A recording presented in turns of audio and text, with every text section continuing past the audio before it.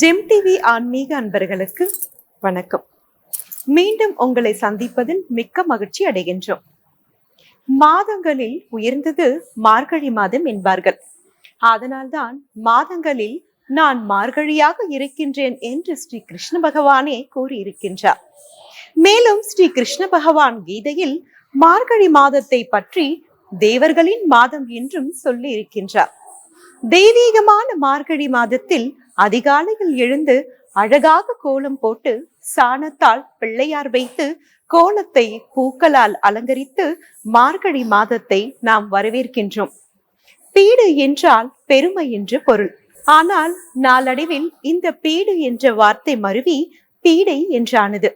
எல்லா துன்பங்களும் நீங்கி தை மாதத்தில் இருந்து புது வாழ்வு மலர வேண்டும் என பிரார்த்திக்கப்படும் மாதமும் இந்த மார்கழி மாதம்தான். ஆண்டாலும் மார்கழி 30 நாட்களும் பாவை விரதம் இருந்துதானே பெருமாளை மணந்தாள். எனவே இப்படி சிறப்பு வாய்ந்த மாதமாக மார்கழியை பற்றி பரதத்தின் மூலமும் ஆன்மீக சொற்பொழிவு மூலமும் காண இருக்கின்றோம். வாருங்கள், நிகழ்ச்சிக்கு செல்வோம். ஜெம் டிவியுடன் இனிய காலை வணக்கம் சொல்வது உங்கள் அன்பு சகோதரி ஜெயந்தி ரங்கராஜன். வணக்கம். இன்று நாம் பார்க்க போவது 4வது பாசுரம். முதல் பாசுரம் நாளை கொண்டாடிய ஆண்டாள். 2வது பாசுரத்தில் நாம் நோன்பு நூற்க செய்ய வேண்டியது என்ன, செய்யக்கூடாதது என்ன என்று சொன்னாள். 3வது பாசுரத்தில் நாம் யாரை நோக்கி நோன்பு இருக்க போகிறோம் என்று சொன்னாள். இந்த 4வது பாசுரத்தில் நாம் நோன்பு நூற்பதற்கு நீராட வேண்டும் அல்லவா? எனவே இதில் வர்ஜன்ய தேவனை அழைக்கிறாள்.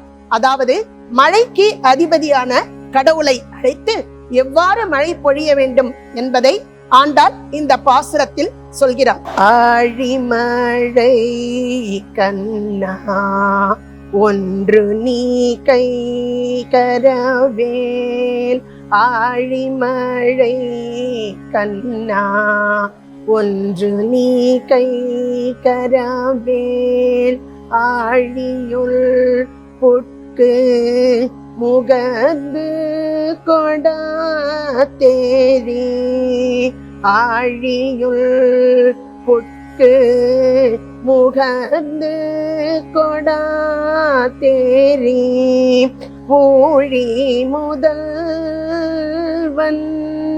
உருவம் போல் மெய் கருத்து, ஊழி முதல்வன் உருவம் போல் மெய் கருத்து, பாழியன் தோளுடை பற்பநாபன் கையில், பாழியன் தோளுடை பற்பநாபன் கையில், ஆழி போல் மின்னி வலம்புரி போல் நின்றதீர்ந்து, ஆழி போல் மின்னி வலம்புரி போல் நின்றதீர்ந்து, தாழாதே சார்கம் உதைத்த சரமழை போல்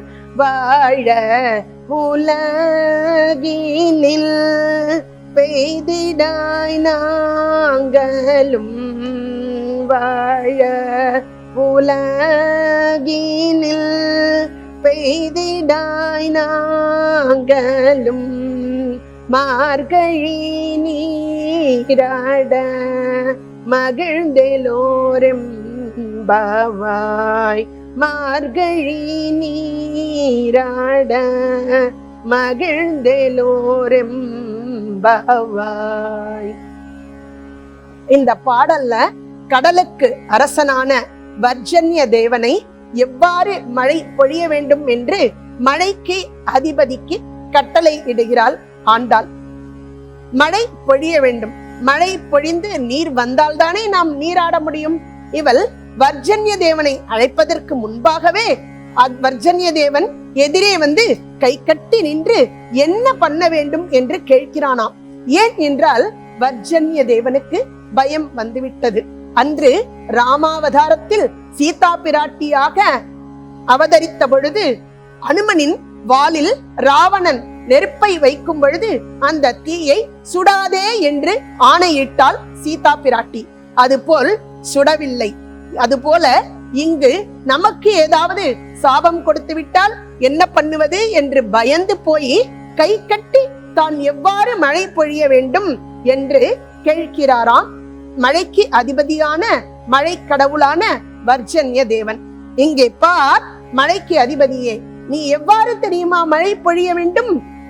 கடல் இருக்கு இல்லையா, அந்த கடலுக்கு செல். மேலாக இருக்கக்கூடியதான தண்ணீரை முகர்ந்து கொள்ளாதே. ஏனென்றால் அது உப்பு கரிக்கும். அதனால் அடியில், கடலுக்கு அடியில் இருக்கக்கூடியதான நடுவாக இருக்க நீரையும் எடுக்காதே. அடியில் சென்று எடுத்தாய் என்றால் அடியில் இருக்கக்கூடியதான நீர் சுவையாக இருக்கும். எனவே அந்த அடியில் இருக்க நீரை உறிஞ்சு கொள் என்று சொல்கிறாளாம் ஆண்டாள் நாச்சியார்.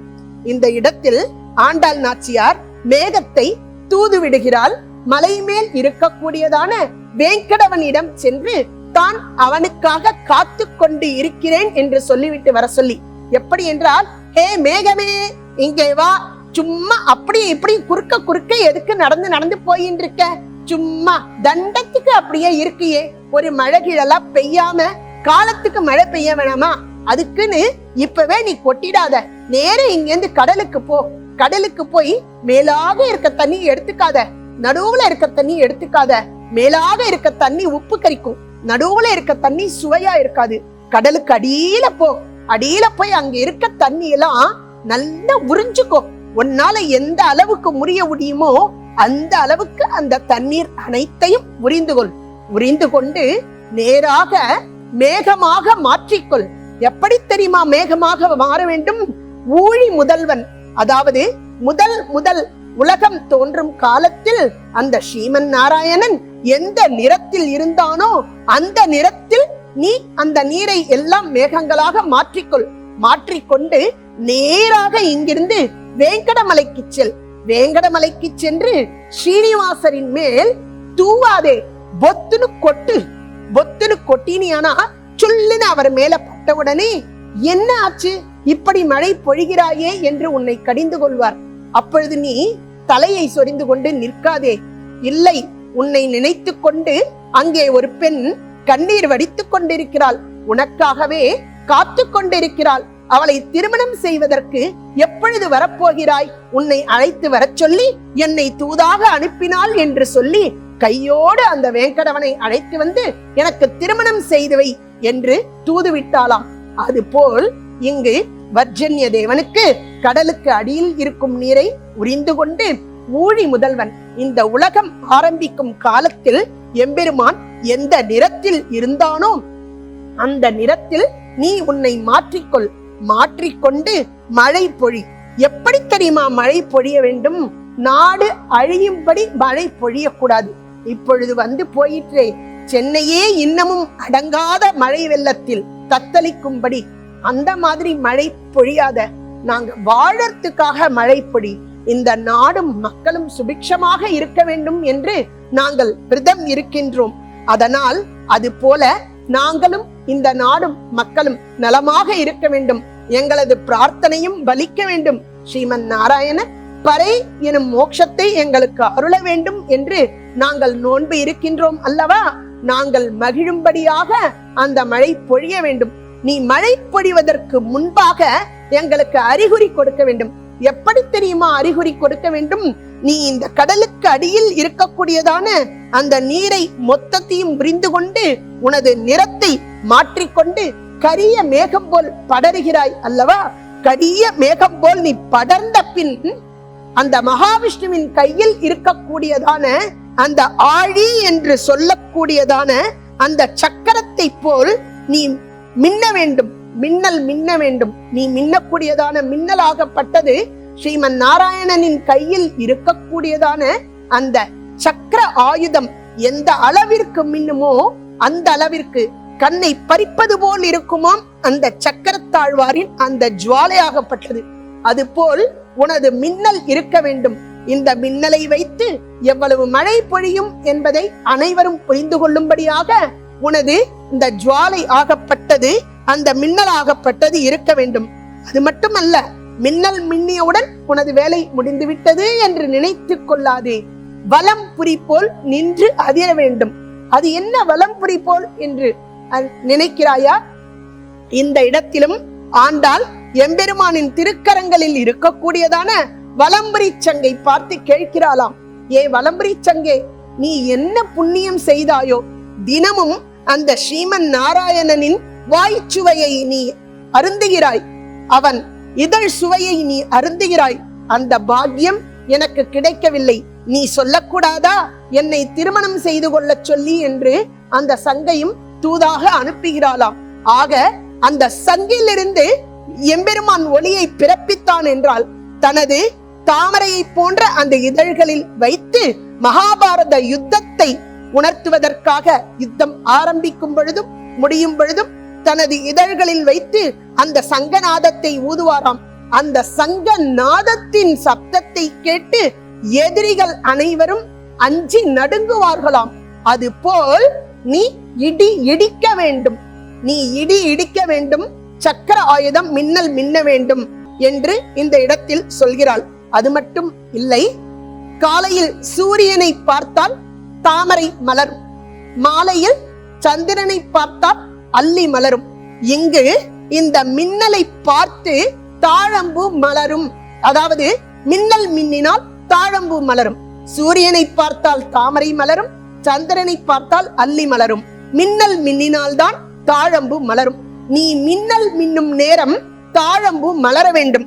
அந்த அளவிற்கு உனது மின்னலும் இருக்க வேண்டும்.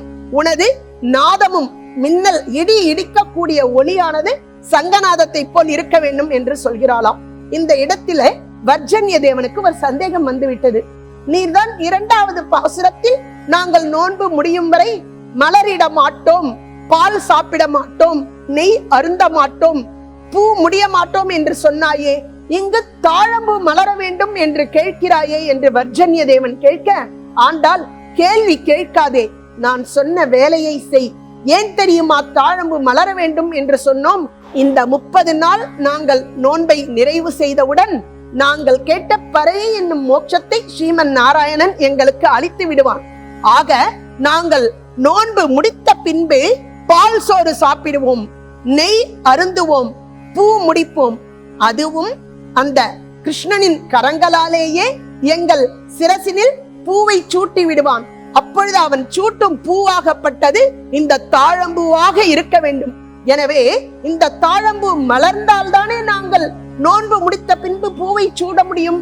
எனவே அந்த தாழம்பூ மலர வேண்டும் என்று நீ மின்னல் மின்ன வேண்டும் என்று ஆணை இடுகிறாள் வர்ஜன்ய தேவனுக்கு. அதுபோல் நீ பெய்யக்கூடிய அந்த மழையாகப்பட்டது அம்பு மழையாக இல்லாமல் அன்பு மழையாக பெய்ய வேண்டும் என்று சொல்கிறாளாம். நீ மழை வர்ஷிப்பது எப்படி தெரியுமா இருக்க வேண்டும்?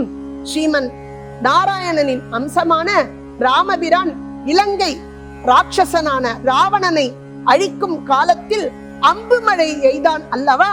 அந்த அம்பு போல் சீறி பாய வேண்டும். எடுத்தது தெரியாது, விட்டது தெரியாது என்று சொல்லும் பொழுது ராமபானத்துக்கு நிகராக உனது மழை இருக்க வேண்டும்.